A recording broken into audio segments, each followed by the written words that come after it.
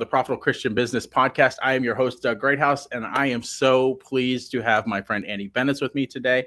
Andy and I have met a while back. We've become quick friends.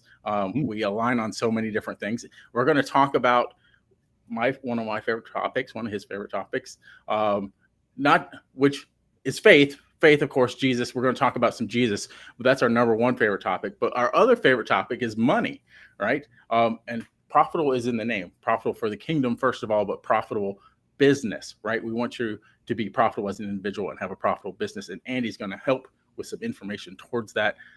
Andy, give us a quick introduction. Hello, everybody. Yes, thank you so much, Doug, for having me on. I've been looking forward to this. So I'm born and raised in Colorado. I was a teacher for about 10 years. I thought that was, I remember vividly at church camp being called into education, thought that would be my life for the rest of my working career. But God changed course about halfway through there. And I've been in technology sales and consulting the last 15 years. And I'm super excited about my newest venture, which is financial literacy. So back to my roots of education and helping people see a brighter future, get out of debt and build real wealth. So many hats that I've worn throughout the years, but at the core, I am just a dad and a worship leader at the church, and just look forward to sharing some of the fun things that I've been working on and some lessons learned along the way, shall we say. Wow. I learned something new about you in the introduction. I did not know you were a worship leader. Yeah. For about 10 years, I took over for my dad. So, yep, kind of a fun deal. Singing instrument. What instruments do you play? Do you sing? Of course. I sing most. Yeah, that's kind of generally how I do that. I play trumpet, but I'm not as cool as like Phil Driscoll. Way cool. No, Phil Driscoll. I'm not that cool, but yeah. Nice. Yep. Nice. I think that's a good lead into my first getting to know you question. If you could instantly master any hobby or skill outside of what you normally do, what would it be and why? It is perfect lead in because I usually play guitar or play piano. I can kind of hack my way through that, but there's no way that I can actually sing and do both of those. So if I could just snap my fingers and be able to, be just a master at either of those, don't even care which one it is, but that would help things out immensely. And it would definitely help me to connect with people and be able to kind of share that gift. That'd be pretty awesome. Nice. I can't wait. I can't wait to get into some of these topics. Like I'm boiling with anticipation, especially talking about debt and how that controls people and how the Bible reflects on debt and all those kind of things. Mm-hmm. So let's bust a money myth that could get us canceled, but it needs to be said. Right. What's one financial belief that Christians really need to rethink? I think, and I'm going to speak specifically to the folks in America here, because I do have quite a few folks that I either work with or colleagues that are in other countries. So I'm just going to speak to my American fellow Christians. I think the myth that we need to bust and just speak about and talk about is the idea that debt is a normal thing. Debt is just part of life, and we need to be okay with that. That is an absolute lie, I think, from Satan, that we have just been lulled into this reality of like, to do anything, right? I mean, it's gone so quickly from not having debt at all to now we can't buy our couch unless it's on a card. It's like 2 generations. We've gone from debt being a negative, evil thing to now it is just a way of life. And I think we have been lulled into this false narrative that is just the way that we need to carry on. And obviously there's some variance in there. So there's some, is it possible to buy a house without going into debt? Probably not, right? So I'm not saying that all debt is evil and that kind of stuff, but I do think that we have been lulled into this false sense of reality that is just the way that God would have us live our lives. Ooh, we could go deep. We could go deep there, but we'll circle back to that for sure. What is one money habit that people would definitely judge you for, but you secretly wish they copied? I am an obsessive budgeter to the point where I had this queued up and ready to go. I have swag of a budgeting app. Like, what kind of a dork has swag like that? Like, that's me. I just think numbers matter. It's a means to an end. I actually posted on Facebook earlier today. People get wrapped up in like, hey, are we earning, obsessed with money, right? That people have some very negative connotations about that. money is a tool that allows you to accomplish whatever purpose it is that you have. If you have good intentions and you have more money, you can do more good in the world. If you have evil intentions and you have a lot of money, you can do more evil in the world. So I think people demonize having money, and I think that's a little bit askew. So as far as like a habit that I wish people would copy, would be keeping track of your money. One of the rules in YNAB, which is that app that I use, is give every dollar a job, right? If you thought about every time that you got a paycheck, you assigned a job for every single dollar. And some of that might be savings. Again, Christian wise, we give a tenth to Christ before we do anything else, right? But if you assign every dollar a job from the get-go, we roll with the punches. There's a lot of different rules they have right there, but I think that would help all of us to be in a better spot and maybe not get so far into the weeds and into the bondage. If we really, I mean, if we're being honest, of debt. I think debt is a bondage, and we don't call it that way because that's not a fun way to think about it. But that's what the Bible says, and I think that's a true representation of what it is. Oh, before we go into the fill in blank question, I kind of want to dive in a little bit more on debt, because I've had other people on the podcast and we've talked about debt a little bit, right? And this, and just kind of let you know where I'm coming from. I think there is, and this may be a debate, and you can help bring me around if you need to. All right. There's a term, there's good debt. What are your thoughts? Is that a falsehood that there's good debt? And if not, why? If so, why? It is a tricky subject, so I don't want to get canceled too quickly. 7 minutes in here, I don't want to have people tune out because of this. I would say maybe let's change the narrative to good and bad. There's a whole story. There's a stallion story. Remind me to tell you that sometime. I'll try to post that later. It's really, really interesting of what is good, what is bad. Anyways, there's that whole thing. So I think good and bad are probably not the right moniker to kind of attach to that. What if we switched it to necessary or like a need or a want, right? You need a place to live. You need a place to live. Whether you rent or whether you own a house, you need a place to live. Do you need that brand new phone? Do you need that brand new car, or do you want it? I think that's a pretty important distinction when we're talking about debt. So that's one aspect that you could look at. The other one is this debt going to lead to something that can, is it an investment, right? I mean, we talk about real estate, that is debt. But if that's something that can then turn into income, then that was what, experts would call good debt. I love that. And I think really what we're looking at as good debt is usually what you just said. It's an investment, right? Something that you can't necessarily afford right at the moment, but will produce money at the later, and you will recoup your investment. Now, there's a lot of discernment and prayer that probably needs to go around that. And you really need to know what you're doing. Before you go into any of that, because it is, we just saw the market, right? People invested in the stock. We saw it tank recently. It climbed back up, but you're not in control of a lot of that. So, right. For what it's worth, again, we could go very deep into this, which I realize we're not going to be here all day. So I'll try to. I have another podcast that I do with my buddy called named Dale, and we call it the Money DNA. Dale and Andy, Money DNA podcast. And we had a really interesting episode a couple of weeks ago talking about the birthday cake, right? So what are we basing our what's our base layer of cake, and then next, and then this kind of stuff. It brought up an interesting point, Doug. You talk about investments. A lot of times when people get their first big boy check, they jump into investments, and that is the foundation that they're trying to build things on.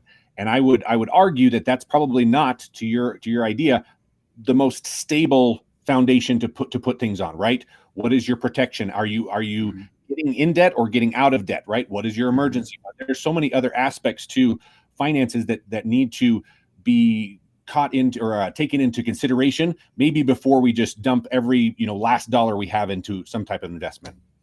Yeah, I'm going to reference another conversation I had recently that we talked about. I think sometimes better than an investment is find another way to make passive income. Absolutely. Right. Some of those things require a little bit of investment up front, but some of them don't. They just take a little time and skill. Right. So maybe something that you can control a little better is get into something like that will create another passive income stream. And maybe you're going to talk about some of that. I don't know, but let's talk about the fill in the blank question. This is on every one of our episodes, and I love the answers that I get from this. Faith-based entrepreneurship means blank and requires blank. Very good. This is something that I would say I'm relatively new into this aspect of entrepreneurship, and just the idea of bringing God into that. And I've been a Christian my entire life, but for whatever reason, and this is not a indictment of my parents or my upbringing, they did a wonderful job. I think it was just my thick skull that it took a while to figure this out. But I would say faith-based entrepreneurship means bringing God into every aspect. I think a lot of times that we leave God at church, right? We leave him at the altar, then we go about our week, and then we pick him back up when we come back to church. And I think that is something that the Holy Spirit's really been working on me, is that God wants you to pray about your business, right? He wants to bless your business. Again, money is not evil, right? If you've got good intentions and you are enabled with those tools, you can do better things in the world. So I think first off is that bringing God into every aspect of your life, business, family, community, outreach, all of that stuff. And then what does that require? This is another difficult thing that depending on where you're at, if you're on a mountaintop or you're on a valley, you need to trust God in every aspect of that. If you're on the mountaintop or if you're in the valley, trust that God will see you through that. I do believe strongly that God will provide. You may not be, wealthy. The whole, what is that? Prosperity, right? The whole prosperity thing. I think that people get that skewed a little bit. I do think that God will provide. I don't know if God guarantees prosperity, but I think that he does say that he will provide for his children. Yeah. Most of the, well, I'm not going to say most, that's probably not the right word to say, but a lot of the conversations that I've had or dealing with faith and money and relying on God is God sometimes is the 11th hour. Like we sometimes are like, oh, I hope something comes through because there's nothing. I've done everything that I could possibly do to make it happen, and then boom, God shows up and takes care of that bill, or there's money that comes to you that you had no idea was out there, and it covers that bill, and it sometimes it just helps you take the next step forward, and but sometimes he does bless us with more than we expect. But so many conversations that I had is just in the nick of time, just when you've given up, you've done all that you can do, God shows up. So yeah, and I think maybe sometimes we as fallen humans need that reminder of like where does our source come from? Where does our prosperity come from? It's yes, we're working hard. Yes, God's given us talents to do that. But at the end of the day, every good thing in our life comes from God. Every good thing, right? So let's not get it skewed and make it about us. I want to go here for a second, just because this popped. I'm letting the Holy Spirit lead. All right. So I had some planned questions, but let's talk about obedience in this, right? Okay. Because there's there's obedience to God, and God has some rules outlined for how we deal with our finances, right? So I think oftentimes when we get into trouble and we get to that point of I need God to show up, it's because we've had some disobedience in some of the things that we're doing. Just kind of, what are your thoughts on that? I completely agree, and it was very interesting. I put a thing out on Facebook the other day of it was something like, what is the number one financial burden or what is the reason that Americans struggle with money is basically the gist of it. And it's been very interesting to hear a wide range of everything from, I love my buddy. I'm sure he was not going to watch this. My college buddy was like government overspending, government conspiracy. You go there, right? And then it was all the way back to overspending or just what's the word? Priorities, right? What are your priorities? Are we valuing that brand new car? Is it a status thing or is it a need, right? There's that whole balance of things. So that was a really interesting thing. I'm looking off to the side here of a course that I'm going to teach here in a little bit about biblical foundations of healthy finance. And I think it starts with this idea, and we actually already talked about it, right? Understand from the very beginning, God owns everything, right? Your house, money, your job, your family, everything. God owns everything. Start from that position. And then moving forward, what can we learn, right? The Bible says debt is a burden. We're not to be slave to the lender. So get out of debt as quickly as possible. wise ways to spend money. And again, that idea of, if we are not in debt, I think that we can use those tools in a way that God would have us to do that, which is giving generously, giving to whether that's our church or different community things, and then building a legacy that can impact our future generations, right? And again, not leaving them millions of dollars, but how can we do that in a way that will better their lives? What is that, setting something up for like a college foundation for your grandkids or whatever the case is. So again, it's a very, very deep subject. I hope I'm not too far off track there. No. One of the things that you said in there is, I'm not gonna recite the exact verse, and hopefully maybe you can tell me.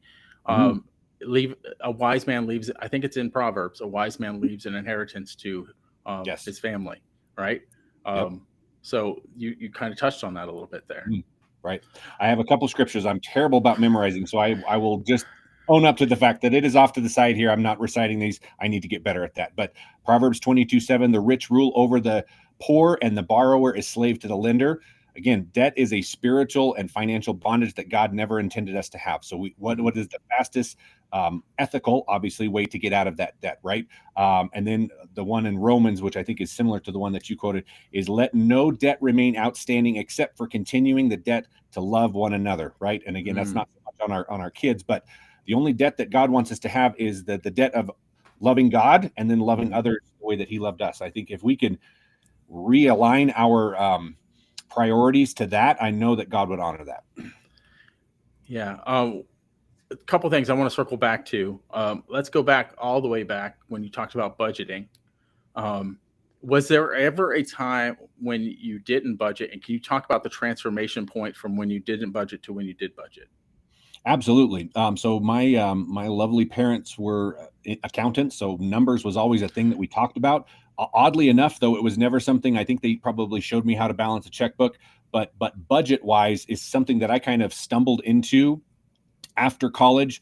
Again, my buddy and I had a really interesting conversation about the idea of credit and how the credit industries kind of prey on college kids in America here. You walk into your freshman thing and there's Discover, there's Amex, there's all this kind of stuff. So before I knew what I was doing, I had racked up this credit card with a crazy interest rate, 25, 29%, something like that. So that took a while to dig out. So I think mine was, we always talk about, is it a stick or a carrot? Mine was very much a stick at the beginning. Like I had got into a bad spot between credit card debt, student loan debt, all this kind of stuff.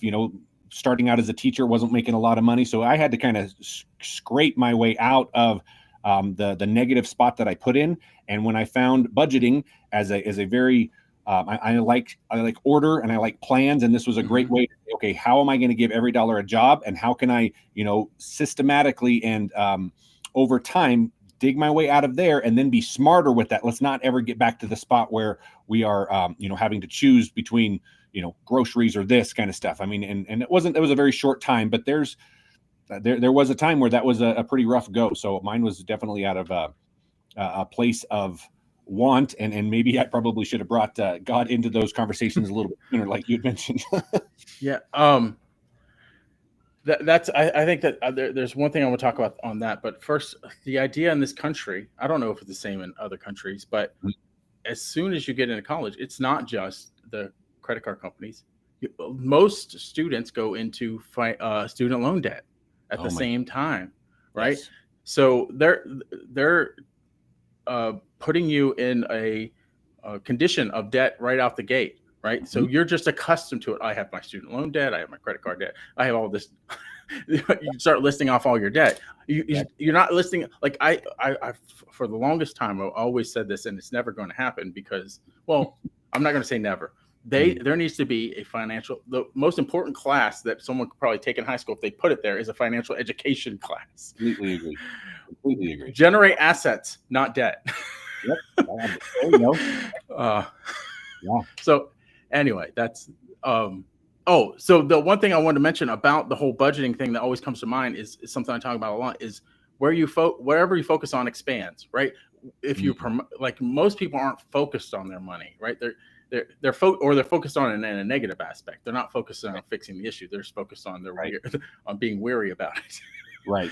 Well, and I think another thing just related to budgeting, but I mean, talk about mindset. I mean, so much of this when it comes to finances, investment, all of this stuff, debt is a mindset. And I think maybe another question that people should be asking themselves, rather than can I afford the payment, is what is the complete payment right there? Because when I do a thing with mortgages, and it literally feels like a gut punch when people figure out how much they're actually spending in interest. 90% of the time, it is over 100% of what the house is worth, right? I got numbers right here. A $400,000 loan at 6%. You would think 6% of that would be, I don't know, $50,000. Over a 30-year loan is $463,000 in interest alone. That's 115%. And people don't know that, right? And credit cards are just as bad. So this idea of like, stop focusing on what is my monthly payment and figure out what is the total cost of that. And is it really worth going into that amount of debt for whatever it is, the house, the car, the watch, whatever. Can we talk about this for a minute from a biblical standpoint? One of the things that God talks about a lot is not to covet, right? And a lot of this spending comes because we covet, right? And let's just talk I want to speak to the business owners too, because that's a lot of people that watch this show. Is we covet other people's businesses. We covet not just their things, right? We want to get to that level of business. Right. I think so much is about your heart posture. When you're, and are you doing it are you doing your business to get rich, or are you doing it to serve? Right. Yep. No, I completely agree. And it is different when you shift away from just personal finance to business finance, but there's definitely some synergy between the two of, hey, this person has X number of employees, or they've got a VA, or look at the brand new company car that they have. Like, is it necessary, or is it a need? Is it a want, or is it and I think if you could, we are so spoiled. We are so spoiled in America, and we get what we want. There's another aspect of this is like having a longer term understanding of things, right? Rather than focusing on the here and the now. What is this doing for me 5 years down the road, 10 years down the road? What is this doing for my legacy? Is it really serving where I want to be, or is it just an immediate fix because I want to be as cool as Doug? Doesn't everybody want to be as cool as Doug? So making the smart decision, not the emotional decision in your business as far as moving forward. That's awesome. So I'm finally going to get to the secret question. Okay, very good. I got it. So your secret question, what is the secret to starting your journey towards financial freedom? I think we're weaving this together very, very nicely here. I think the first one is just realizing that there's a problem and just owning up that, like, I don't have all the answers. I think it honestly breaks my heart. And this is not in a sense of like, oh, well, if, so-and-so doesn't do business with me, that's going to hurt me. Like, it really, at the end of the day, if they have a proven system that's going to help them accomplish their goals, then God bless them and go on your way type deal. But most often when I find people, they don't have a system and they don't have a way to do this. And they have just, again, resolved to the fact that I'm going to live in debt. I'm going to end up paying more for my house in interest than it's worth. And I'm always going to carry credit cards. I'm always, what I'm saying? Like, it's just like, pause for a second. So the secret is understand that you don't know everything. And find somebody that you trust, whether that's me or somebody else. It's really kind of up to you and God, right? But find somebody that you trust and come in with an open mind. I think we live in such a negative and just a what is the right word? Like a mistrusting society. That the second that something feels just a little bit off, or like, oh, that sounds too good to be true, our minds shut off to like, well, that couldn't be that's not possible, right? It sounds too good to be true, so it can't, right? I get that there has been that. I think you probably have been there before, Doug, right? Where you go down an investment route and it ends up burning you. Find people that you trust, find organizations that have been around a long time that have a good track record, and then hear them out. And then if it makes sense, pray about it. I've actually tried to get into the habit before I meet with people is like, we pause, like, let's put this before God. Jesus, if this is something that you want, John and Jane to move forward with me, then let's do that. If not, then give them insight as to how they need to handle their finances in the future, right? If we put everything back to what would God have us do in this situation, and then we allow for the Holy Spirit to kind of move through that, then I think we're going to be in a good spot. Whether you're working with me or somebody else, just trust that and believe that. Wow. Yes. I'm just sit here for a second. I have some thoughts about that, but I think I might just roll into the next question, and they'll come back to me. So you talk about a financial GPS. Mm-hmm. Can you break down how someone can start charting their course today? You bet.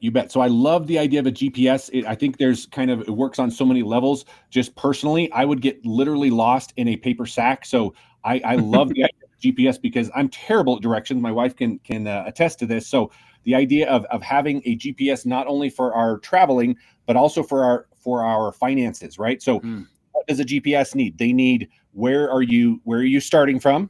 Where are you going? That's all it needs, right? So it's the same idea with financial GPS. Okay, what is your current state? What are your debts? What is your income? What are your expenses, right? Let's figure out where we're at, right? And then where do you want to go?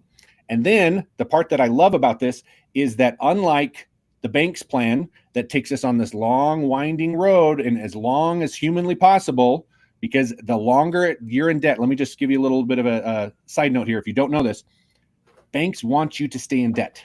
Credit cards want you to stay in debt because the longer you're in debt, the more money they get, the bigger buildings they get, the higher salary the CEO gets. I mean, let's just be honest. I mean, they are in the business of making money. They're not in the business of being your friend. I realize that there's some very friendly bankers out there, but the reality is they are in a for-profit business, right? So rather than following their plan, because again, their plan does not benefit you, is let's figure out where we start, where do we want to go, and let's find some technology to go as quickly and as mathematically efficiently as possible. So we're not paying all of this extra interest, and we can do this in a fast route. And another GPS alliteration to this is that when life happens, because it will, right? The car's going to break down, or you get a raise, right? You insert that into your GPS, and guess what? It's going to reroute you again to the fastest route possible. Maybe instead of 7.4 years, now you're going to get debt free in 7.1, or when you have to buy that new car, hey, it's only going to go from 7.3 to like 7.8. It only adds 4 months because we're doing this again so efficiently. So that is what I love about the GPS, is it takes all the guesswork out. We're not having to remember to do this stuff. It is just saying, hey, at this point, turn right here, transfer this money, and this is going to be the fastest way to get you out of debt. I think it's brilliant. Yeah. Now it came back to me what I was going to ask around on the previous point, and it kind of relate to this. So I think many people, because there's all the mainstream financial tools, mortgage being one of those. Yep. People don't realize there are other options and other ways. Because a lot of people might have heard you at first and it's like, well, if I can't go in debt for my house, right, what do I do? Right. Or there's different ways. Right. And I'm thinking what you'll teach them in that financial GPS is those different routes that they can take that are not the mainstream routes. Exactly right. I thought it was interesting. I don't know if I can pull it up here, but I have on my screen do you know where the term mortgage came from? I do, but I don't recall. It was told to me before, but tell me again. Mort, death, dead, like a pledge. It is a death pledge. Mortgage means a death pledge. That is literally what you're signing on the dotted line. The other one that just bakes people's noodles is that the banks will sell you on the APR. Hey, you got this great rate. We're not getting great rates now, but hopefully you refinanced or bought a new house around COVID time. You're at 4%, 5%, whatever the case is. They sell you on APR. They do not charge you on APR. It actually says in the loan disclosure, this is not your interest rate. Look at it. It will shock you. This is not your interest rate. What they charge you on is the tip, the total interest percentage, which that is the number that's usually 100% or more. It's nowhere close to your APR. So many tricks, right? That that they have fooled us into believing that, again, we're peeling the curtain back and saying, how can we use the bank strategies against them and get you out of debt faster? That's what I'm all about. Oh, man. So let's talk on that for a minute. Why do so many people, I mentioned things being mainstream, and I think that's one of the reasons. Why do so many people unwillingly fall into banking traps that sabotage their wealth? Good grief. Where do we start? I think it starts with I think it starts with education. And again, as a former teacher, which I'm so excited, I have some in-person workshops that I'm going to be doing. I was just literally on a training with a good buddy of mine talking about how to do some awesome virtual events. So I'm really trying to get the word out there, right? So it's all about education. If you don't know, then you can't. Another thing that my buddy Dale says, if you cannot tame what you cannot name, right? You cannot tame this beast that is debt and interest rates and all this terrible thing until you name it, right? So let's identify, and here is how they're actually charging you. And if you take their route, it's going to take you a lot longer. We won't even get into the whole idea of refinancing. That is an absolute racket, because the second that you get to the point where you're actually making some headway on your principal, then you refinance and you start all over again. Okay. It is, if you hear, hopefully you're hearing a lot of things that I'm saying, but be careful when you're looking at refinancing, because it will end up costing you a lot more in interest than you think that it would. Side note. But again, and I think I mentioned it before, and I literally do. I'm not saying this just to try to make a point. I do have some really good friends that are bankers. There's some good Christian people that are in the banking industry. I'm not trying to demonize the people, but let's be realistic that the industry, the lending industry, whether that's banks or credit cards, they are not in it to help you. They are in it to make a buck, right? They can do that by lending money, and then the other peeling back of the curtain, the second that you lend them money, they are lending that out to other people and making money on your money, which is another banking strategy that people are probably not aware of. You know what makes me like, how is sometimes what I come up with is we've had, the government has had to bail out banks before. Yeah, right. If they're getting all this money from us and they're misusing it to that extent, that's kind of scary, right? That they have to get bailed out.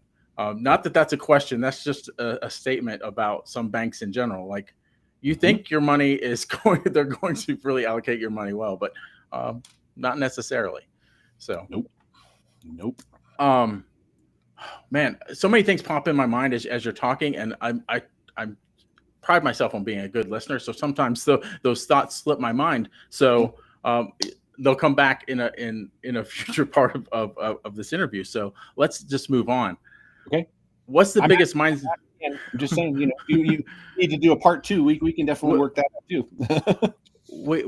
So I really want to start bringing this back around. So I'm glad you said that, because that jogged my mind. What I want to start to do is, I think a lot of what you teach applies to individuals. Can we kind of bring that into a business aspect? Because I love what you said about the end, having an end, like knowing what your end goal is and planning a route there. Business owners get that, right? Yes. Well, at least they should.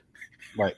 They should get that. If you're going to be a good business owner, you should have the end in mind all the time, and then routing a path to that. So can you talk about how some of these strategies that you have would apply to businesses in particular? Yeah. It's kind of funny. I thought I had a really good analogy on this, and then I actually busted up my own analogy. I always kind of equated to getting into debt as kind of like gaining weight, right? You don't wait overnight.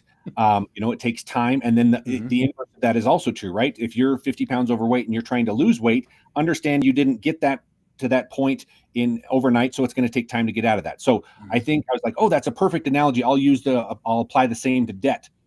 Here's the crummy part. You can get from zero to hundreds of thousands of dollars of debt just like that. It's not like gaining weight. You can actually do it so quickly, whether you're signing a mortgage, you're signing student loans. I think that is another I don't even know. Like, that one gets me fired up. It is such a racket, because you can go from zero in debt to hundreds of thousands of dollars in debt literally in an afternoon. And is that, when we talked about good investment, bad investment? I mean, depending on how you're doing that. But man, that's just a slippery slope. So back to your original question about businesses. Understand that, debt can be crippling if it's not done the right way. And then the other aspect that we talked about earlier is start thinking a little bit further down the road, right? Not the immediate, like, what do I want my legacy? And there's so many different books out there. Rocket Fuel is a really good one that talks about, we start from 10 years out, then we move to 5, then we move to 3. And then, like, in our year, what are our blocks or what are our rocks? I mean, there's 1,000 different ways to do this, but kind of reverse engineer, where do I want to be and what decisions do I need to make right now, financially or with my clientele or with my associates, whatever the case is. reverse engineer that of how am I going to get there, and what sacrifices do I need to make financially or whatever. So I think it's getting over this idea of just the here and now. Like, understand that it takes a time to build a business, and generational wealth doesn't happen overnight. You know what word I want to key on that you said so much right there is sacrifice. Yes. And I think that's what plays into debt a lot, is because we're not willing, we're more willing to go into debt than sacrifice something else. So true. we want to live up to this lifestyle, right? And we're not willing to sacrifice that part of that lifestyle in order to, we'd rather go in debt. It's crazy to think about that. But yeah, man, I think we do need to do a part 2, because my brain is just just going crazy. But man, I love that you said that word, sacrifice. Oh, let's talk about the mindset again. Long-term vision, right? I think that's another piece of it, is we don't need to be short-term business thinkers, right? We need to long-term vision thinkers. And I think this goes back to the covet thing, right? We need to be this is I'm going to kind of do this as a dating analogy. Oddly enough, early on, when we had our little entrepreneur hub and I was just starting my entrepreneur journey, there'd be a few of us entrepreneurs in our condo doing things. And we'd often talk about relationships. This was before I was married. And one of the things that I don't even know exactly who brought it up or what it keyed off of, but we need to become the men that would attract the woman that we want. Right? And it's the same thing with money. We need to be prepared. Like, if you've seen a lot of people get rich quick and then lose it all, or have a lot of let's call them moral disasters, because they were not equipped. Think about all the pro sports stars that you've heard of make millions and millions of dollars and then lose it all because they were not equipped to handle that money. Do you want to talk about that a little bit? Sure. Yeah. I mean, we can go down that road. I have often thought that, and maybe it's just something I tell myself because I'm not, I wasn't financially where I wanted to be, but I think that there might be some truth. I'll throw this back to you. I often wonder if some of the blessings that God wants to bestow and wants to give us, He is holding back until we are ready to receive them. We should pray that He is. Actually, the funny thing is, we should pray for withholding. Yes, that I think a lot of people don't get that. They're like, because we're in this have it now culture, like you would be better off not having that. God is hopefully going to say you'd be better off not having that now. I will give that to you when I feel you are ready, and then when you can manage it and you can budget when you know the concept of budgeting. Right? That Andy's gonna teach you that and a lot of other stuff. Oh man. And the talent. What did Jesus do with the idea of the talents, right? He gave them the one. What did the person with one did? They buried it. The person that had 3, they doubled it. 5 doubled it. So God will bless you in kind to your ability to work and be obedient to how he's given you the talents, right? Exactly. Can we talk about we talked about legacy a little bit. I think it should be in everyone, especially as men, desire to leave something for our children, right? Can we talk about not just from a financial standpoint, but I think it's the what we teach our children. Right. So transforming, like, so they're not living paycheck to paycheck. How do we create that generational wealth mindset? Oh man, that's a tough one. I have 2 boys, just as a background here. I've got 2 boys in high school. One's about to graduate and the other one's a sophomore. So I am, it's one of those things, I'm not sure if you've ever been there, Doug, where it's like, man, I wish I would have taught that earlier, or man, I wish I would, you know what I'm saying? Like, I'm sure as dads, we always do that. It's like hindsight's 20/20. So, with my older son being ready to kind of go off into the world and do what he's going to do, I start rethinking of like, okay, have I laid the groundwork? Have I, what is the word? Impressed upon him the importance of giving every dollar a job, not spending more than you're making. I mean, sacrificing now so you can have what you want later down the road. The power of compound interest. I mean, there's so many things, and I realize that I'm talking mainly about financial things. More important than that is that they have a personal relationship with Jesus. Like if they have that, then everything else will come into play. But back to the finance aspect, or just being a good person, a legacy, right? I mean, I had a a business coach a while ago talk about writing your own eulogy. And that's a tough one, right? I mean, if you really think about, like, hopefully 40 years down the road, we're going to live a long time, right?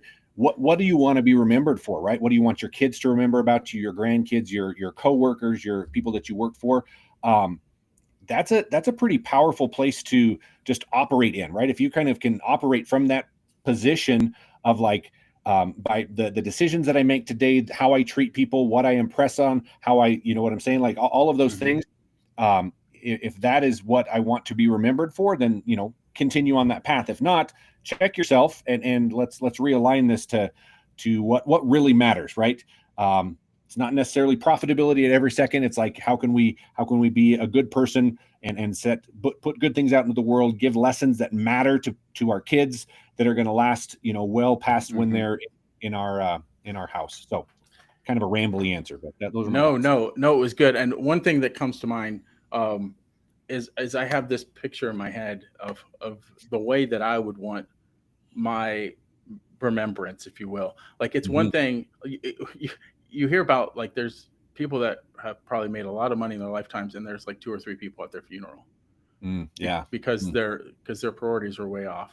Right. And maybe even one of those persons doesn't want to be there, but they were dragged there. I'd rather have a ton of people that have come to my funeral because of the way that I impacted their life, no matter how it was, right?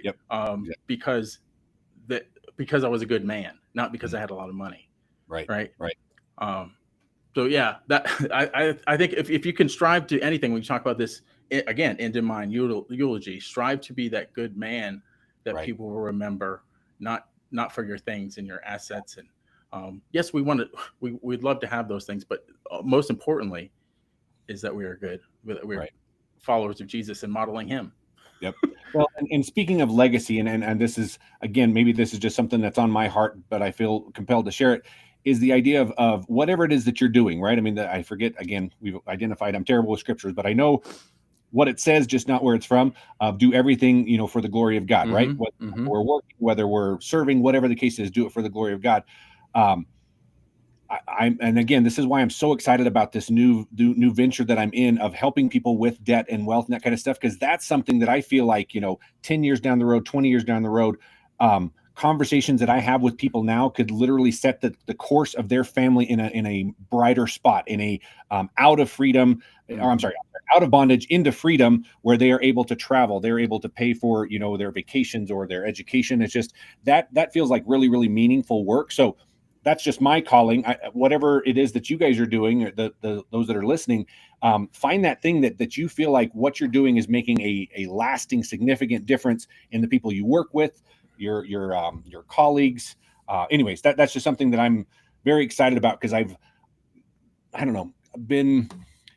kind of fallen away from that aspect of things, and then this new calling on my life just feels like I'm in the spot that God wants me to be, to make a significant difference in people's lives and use my talents for his good. That's what I'm going for. Sounds like you are being obedient to God's calling. We're all striving to be more obedient. Unfortunately, we live in a fallen world, and we're never going to be completely free of sin. But just strive a little bit more every day to be more like him. And it is all good. Speaking of obedience, have either in your life or in someone else's life that you've noticed, maybe a client or something, have you seen a difference when they step out in obedience and start to steward their finances wisely? Absolutely. So I'll speak personally, and then about a client. I look back on, I've been married it'll be 21 years this summer to my beautiful wife. And I look through all of the ups and downs that we've had over those 21 years, and, some very prosperous months and some many lean months, right? Many lean months starting out as a teacher. But that transition between teacher into technology, there was about a year or so where I stepped away from having a guaranteed paycheck, healthcare, all of this stuff, into a completely commission-based role. And I literally, outside of the grace of God, have no idea how we survived on a few of those months where it was like there was no commission whatsoever. Like, how are we going to pay for our mortgage? How are we going to pay for our food? We had a little, actually, it was before our boys, but so maybe that's why kids are expensive. I mean, it shocks me as to how God got us through that. And anyways, back to your question, the faithfulness of God. If you will be obedient with your finances, specifically, I think this is the only one, you can correct me if I'm wrong. God says, test me, right? Mm-hmm. If you honor God with your finances, you give your 10% before you do anything else. You don't scrimp. You don't say 8% or 7%. You know what I'm saying? 10%. And then whatever God and the Holy Spirit calls on your life to do above and beyond that. I am living proof that even through those very, very lean months, if you are faithful to God, he will be faithful to you and see you through those months. So I'm definitely living proof of that. Wow. A similar story to yours. Our family was struggling. That was in the beginning of my entrepreneur journey. My wife was employee number one at her company. And our car was towed. And up to that point, we were not tithing or even tithing sufficiently. Right. And God put it on both of our hearts to say, it is not yours, it's mine. You need to get that through your head. And once you realize that, so we started tithing, even when we didn't have, we gave money we didn't have to tithe. Right. Yep. I know that feeling. It's either we're going to pay this bill or we're going to tithe. We're going to tithe. That's right. And it's like a line in this, like after, like once we started doing that, everything started to change. And I know some people out there are like, you're just trying, I'm not here. I'm not a church. I'm not asking you for your money. So, so sometimes when people hear that from the pastor, they're like, their church just wants my money. Sure. Andy's living proof. I'm living proof. Once you start realizing that it all comes from him, and you start giving God, again, it may not be the riches in the castle that you think it is, but God's going to provide. You won't have to worry about that next bill because God will make sure that it's taken care of somehow, some way. I recently had a conversation with somebody that was in a lot of credit card debt. And they started to really pray about it. And I don't know the background of it, but somehow their credit card debt was completely erased. Wow. Yeah. So I was like, God's math does not equal human. Right? That's right. So, it's just been amazing. So just test him, as he says, test God, start to give your 10%. And my story is it worked out. Andy's story is it worked out. Right. So, my confidence is yes. I'd love to give like a client aspect of this is I met with a lovely couple, Christian couple in their 60s, just bought a house. So do the math, right? And it was not it was a 30 or maybe it was a 20, but I'm pretty sure it was a 30. And one of my first conversations with him is like, what's your retirement plan? He's like, not die. I'm like, oh gosh, that's a terrible plan. Let's see if we can do something about that. So in the conversation and going through running their numbers and kind of having just some real, kind of some difficult conversations about what would this look like. We were able to go from a 30-year plan, which again would put them in their 90s, down to paying it off in less than 7 years. All of their debt that include their house, their cars.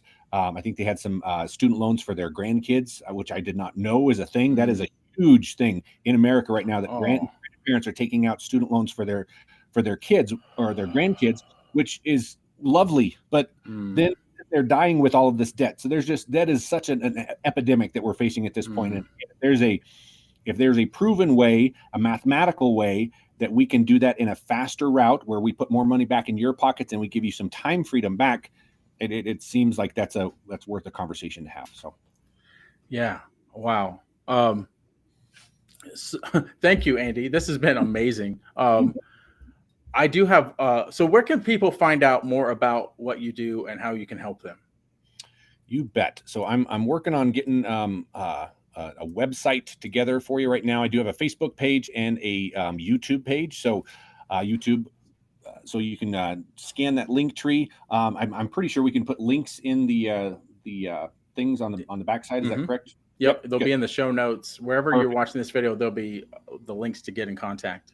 Exactly. So there's really kind of three different ways. The Facebook page, which is kind of an ever-growing community of folks that we are just trying to, again, it starts with financial literacy. Like, do we know about what's the best way to handle our money? What are some different ways to pay down debt? Different things like that.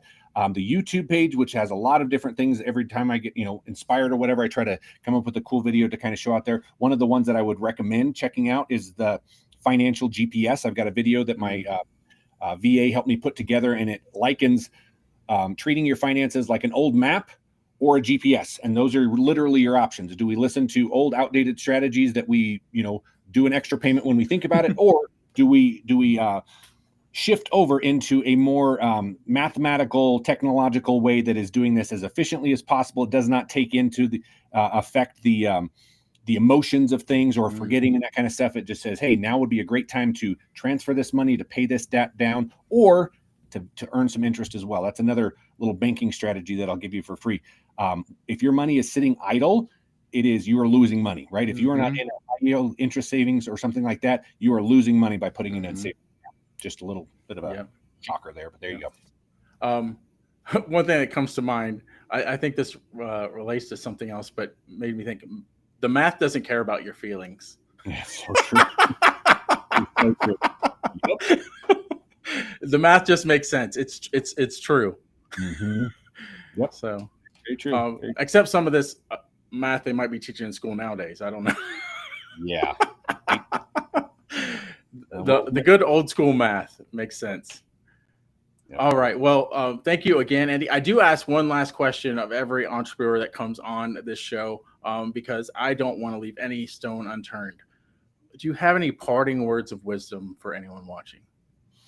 I would say, again, whether that's me or whether that's somebody that you know and trust, swallow some pride, I guess, is that's probably not a very PC way to say it, but swallow some pride. Like, if you are in a spot where you have a bunch of debt, do something about that. Again, whether that's talking to me or somebody else that you trust. That's another thing that I've found is like, don't emulate or don't follow people that you don't want to be in their shoes, right? If they're in a good spot, then that would be a good person to talk to. Someone that's drowning in debt and not paying their bills, probably not the best person to take financial advice from, right?